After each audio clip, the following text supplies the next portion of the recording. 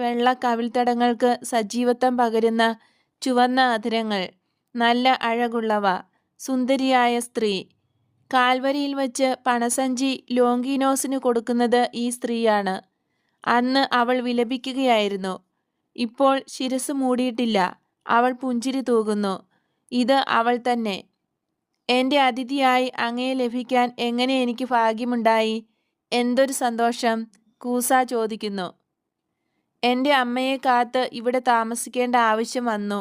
ഞാൻ നസ്രസിൽ നിന്നാണ് വരുന്നത്. കുറച്ചു നാളത്തേക്ക് അമ്മ എൻ്റെ കൂടെ ആയിരിക്കാൻ സൗകര്യപ്പെടുത്തേണ്ടതായിട്ടുണ്ട്. ഞാൻ അമ്മയുടെ കൂടെ കഫർനാമിലേക്ക് പോകാൻ ഉദ്ദേശിക്കുന്നു.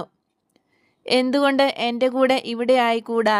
ഞാൻ അതിന് യോഗ്യയല്ല. എന്നാൽ യോവാന്ന പറയുന്നു. നിനക്ക് നല്ല യോഗ്യതയുണ്ട്. പക്ഷേ എൻ്റെ അമ്മ അമ്മയുടെ സഹോദരിയുടെ കൂടെയാണ്.